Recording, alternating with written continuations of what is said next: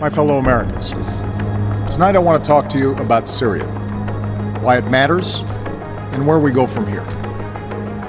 Over the past 2 years, what began as a series of peaceful protests against the repressive regime of Bashar al-Assad has turned into a brutal civil war. Over 100,000 people have been killed. Millions have fled the country. In that time, America has worked with allies to provide humanitarian support, to help the moderate opposition, and to shape a political settlement. But I have resisted calls for military action because we cannot resolve someone else's civil war through force, particularly after a decade of war in Iraq and Afghanistan.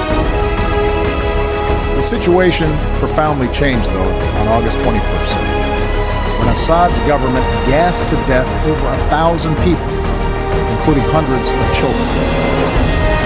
The images from this massacre are sickening. Men, women, children lying in rows, killed by poison gas. Others foaming at the mouth, gasping for breath. A father clutching his dead children, imploring them to get up and walk. On that terrible night, the world saw in gruesome detail the terrible nature of chemical weapons.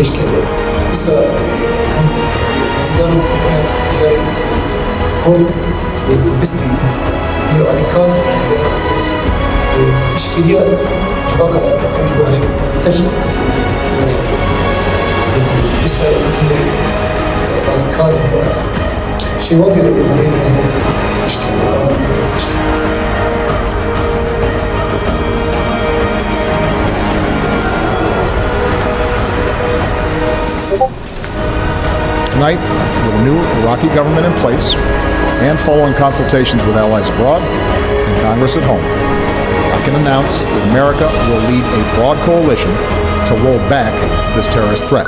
We will conduct a systematic campaign of airstrikes against these terrorists. Working with the Iraqi government, we will expand our efforts beyond protecting our own people and humanitarian missions so that we're hitting ISIL targets as Iraqi forces go on offense.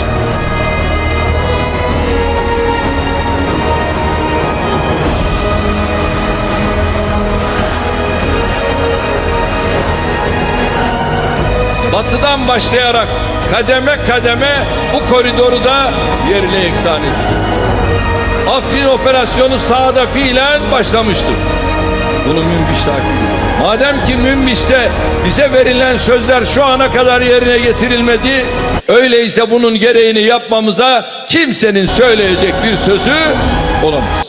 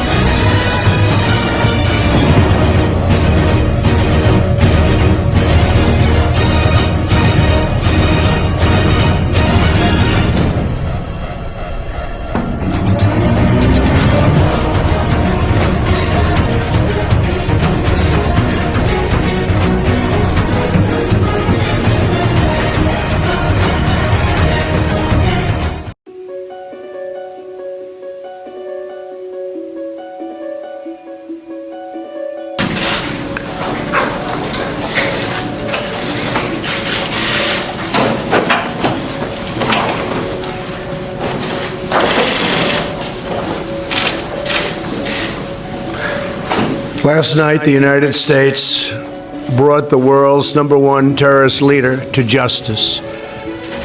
Abu Bakr al-Baghdadi is dead. He was the founder and leader of ISIS, the most ruthless and violent terror organization anywhere in the world. The United States has been searching for Baghdadi for many years. Capturing or killing Baghdadi has been the top national security priority of my administration. U.S. Special Operations Forces executed a dangerous and daring nighttime raid in northwestern Syria and accomplished their mission in grand style. The U.S. personnel were incredible. I got to watch much of it.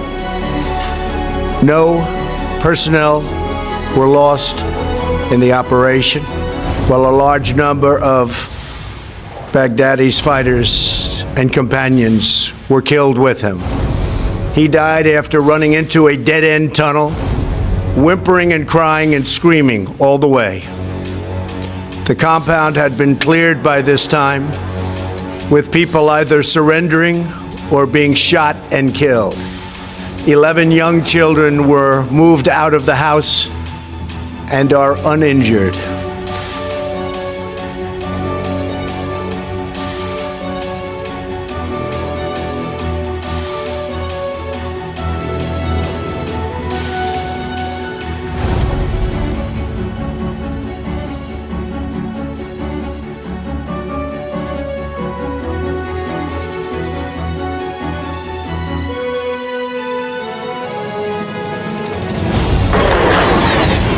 In all, 127 strikes of retaliation for the ISIS downing of a Russian commercial jet.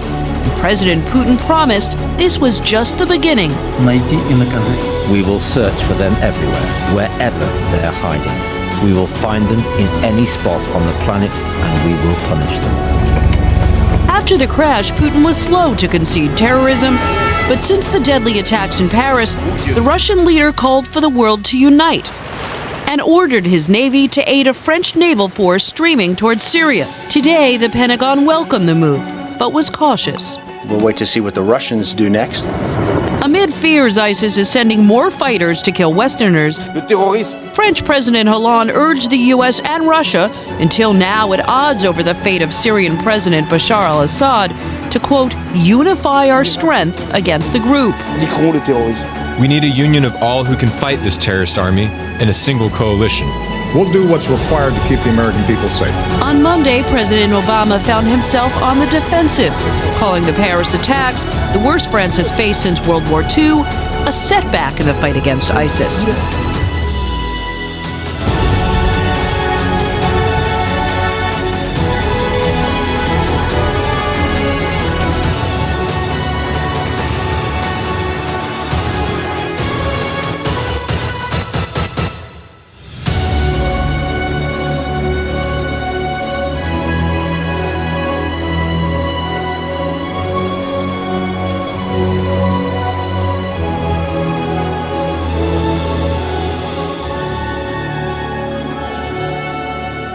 Addressed by our brave partners in the Syrian Democratic Forces.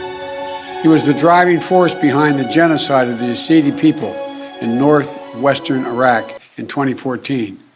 We all remember the gut-wrenching stories, mass slaughters that wiped out entire villages, thousands of women and young girls sold into slavery, rape used as a weapon of war. And thanks to the bravery of our troops, this horrible terrorist leader is no more.